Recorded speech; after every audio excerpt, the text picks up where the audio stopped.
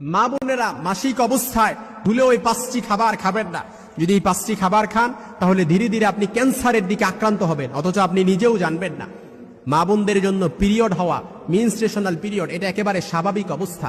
আর এটা হচ্ছে যালিকা হুকমুল্লাহু ইয়াহকুমু বাইনাকুম, আর এটাই হচ্ছে আল্লাহ তাআলার বিধান। আল্লাহ তাআলা আমাদের জন্য এটা ফয়সালা করে দিয়েছেন। এজন্য মা বোনদের যে পিরিয়ড হয়, মেনস্ট্রুয়েশনাল পিরিয়ড, আমার মায়ের হয়, আমার বোনের হয়, আপনার মায়ের হয়, আপনার বোনের হয়, অনেকে লজ্জায় এগুলো বলতে যায় না, জানতে চায় না, অথচ এটা আল্লাহর বিধান। এটা লজ্জাকর কোনো বিষয় না, এটা একেবারে স্বাভাবিক বিষয়। রাসূলের মাধ্যমে আল্লাহ তাআলা বললেন, ওয়ায়াসআলুনাকা আনিল মাহিদি কুল হুয়া আযা। হে রাসূল, লোকেরা যখন আপনাকে হায়াত সম্পর্কে জিজ্ঞেস করে, আপনি বলে দেন এটা খুব কষ্টকর বিষয়। এই জন্য যে মা বোনরা হায়েজ অবস্থায় মেনস্ট্রুয়েশনাল পিরিয়ড হয় না, বুঝতে হবে ওই মা বোন অসুস্থ। ওই মা বোনকে সুস্থ করার জন্য হসপিটালে দৌড়াদৌড়ি করা হয়, অথচ যার হায়েজ হয় তার এটা হচ্ছে একটা সুস্থতার লক্ষণ। এই জন্য যে মা বোনদের, যে ছোট ছোট বোন আছে যারা নতুনভাবে মাসিক হয়ে যাবে, বড় বোন থাকলে আপনি আপনার ছোট বোনকে বলেন এই বিষয়গুলো খেয়াল করার জন্য, এই বিষয়গুলো বুঝান। যারা মা আছেন, আপনি আপনার মেয়েকে এই পিরিয়ড সম্পর্কে তাদেরকে ভালো করে জ্ঞান দেন। এই জন্য যখন কোনো মা বোনদের মাসিক অবস্থায় যখন শুরু হয়ে যাবে, প্রত্যেক মাসে চন্দ্র মাসে যখন মাসিক শুরু হয়ে যায় তাদের, তখন এই 5টি খাবার ভুলেও খাওয়া যাবে না, যেটা মেডিকেল সায়েন্স প্রুভ করেছে, প্রমাণ করেছে। এর 1 নাম্বার হচ্ছে দুধ, চিজ বা দই। এই খাবারটা ভুল করেও খাওয়া যাবে না।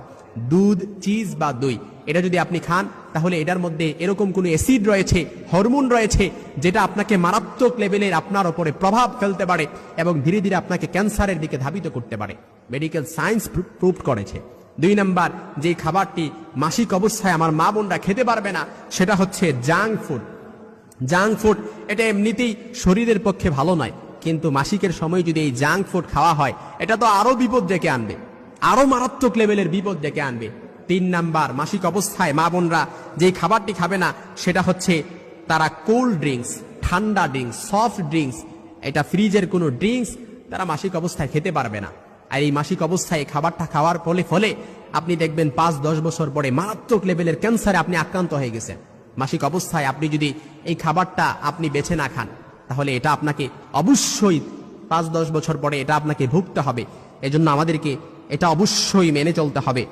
এজন্য কোল্ড ড্রিঙ্কস এটা খাওয়া যাবে না। একাধিক গবেষণায় এটাই প্রমাণ হয়েছে, যারা যে মা বোনেরা মাসিক অবস্থায় কোল্ড ড্রিঙ্কস খাবে, এই সময় এই ধরনের পানীয় খেলে ইউটেরাইন ওয়ালে রক্ত থেকে যায়, অর্থাৎ আপনার রক্ত থেকে যায়। এমনটা হতে থাকলে 5 থেকে 10 বছর পরে গিয়ে আপনি মারাত্মক ক্যান্সারে আক্রান্ত হওয়ার আশঙ্কা বহুগুণে বেড়ে যায়।